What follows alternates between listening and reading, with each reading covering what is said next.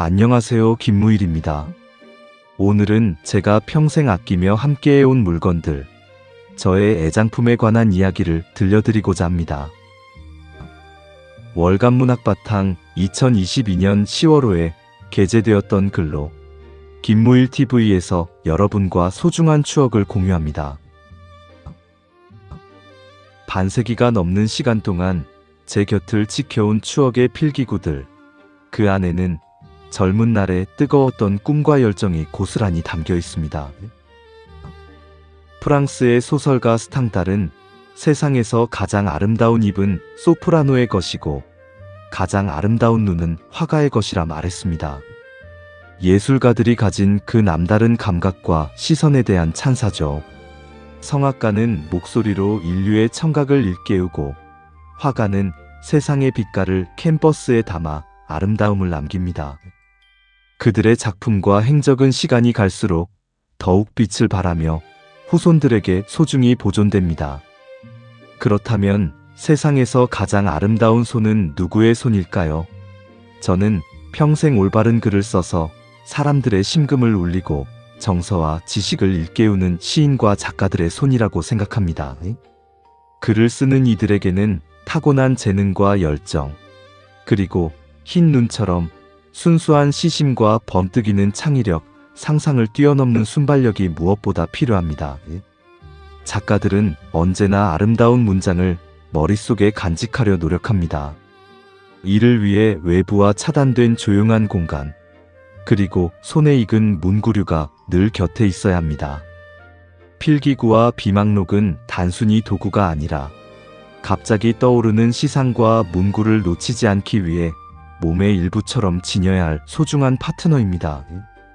저 역시 잠들기 전이나 깰 때, 그리고 외출할 때 반드시 챙기는 것이 바로 이 필기구와 비망록입니다. 이것들이 머리맡에 있어야 비로소 마음이 편안해집니다.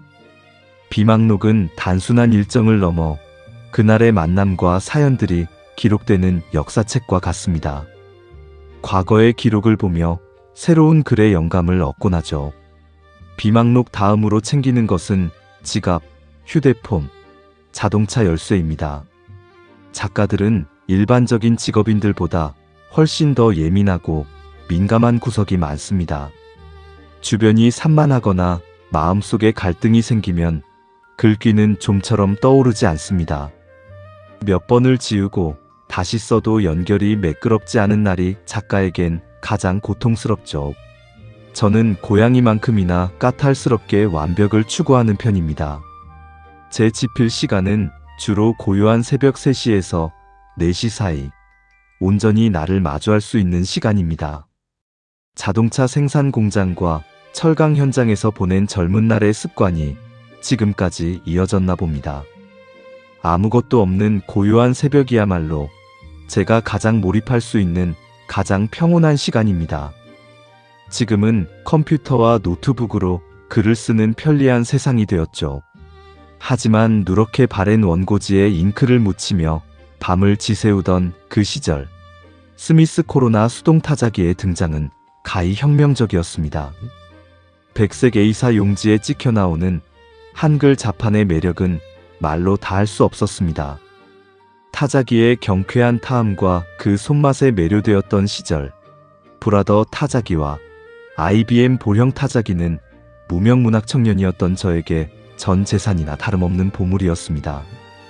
이제는 랩톱 시대가 되었지만 과거 작가들에게 만년필은 단순한 도구를 넘어 자신의 신분과 멋을 드러내는 필수적인 분신이었습니다.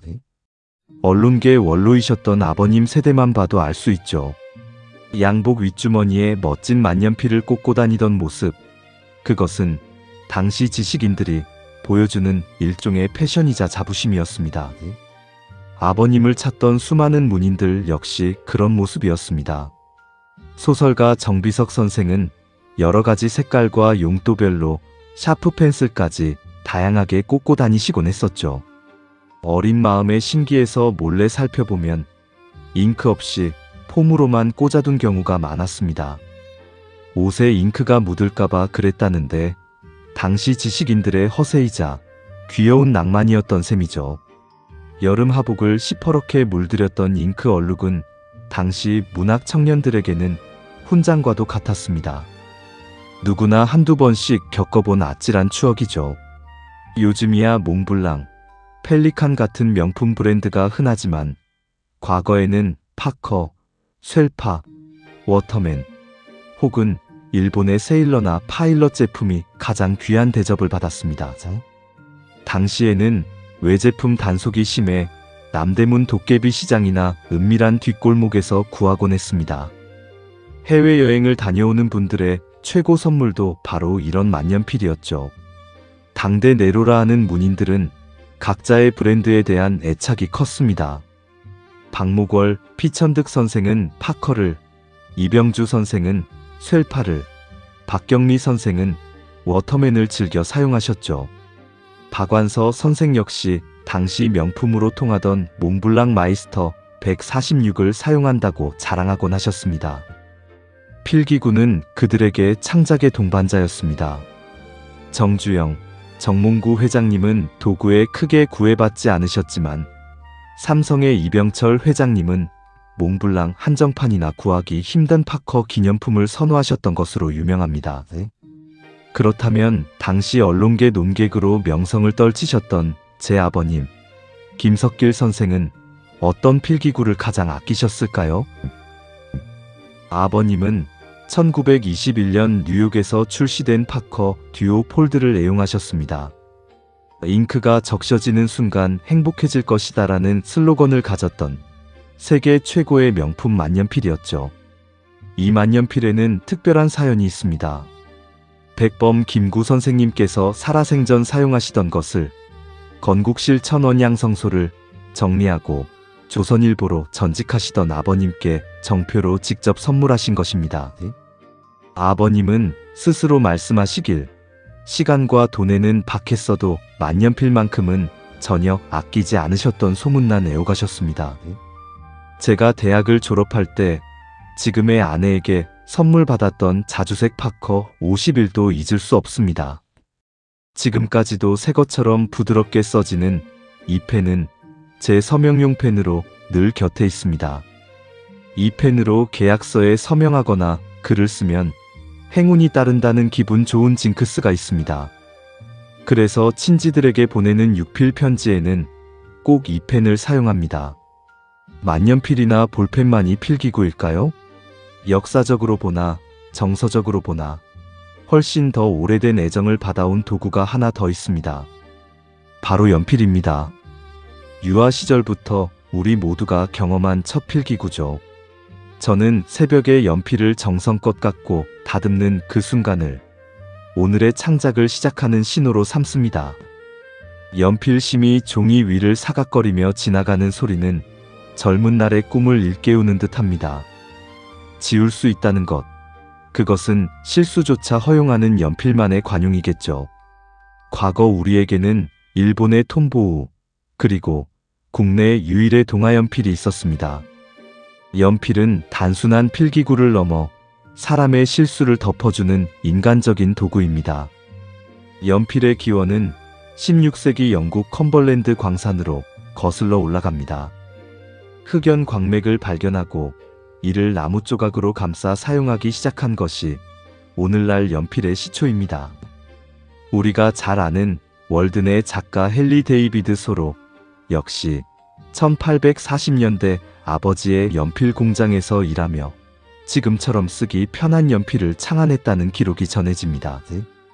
토니 모리스는 연필의 사각거리는 소리에 매료되어 글을 썼고 노벨문학상 수상자 존 스타인백 또한 하루 5시간씩 연필로 원고를 썼던 유명한 연필 예찬론자였습니다.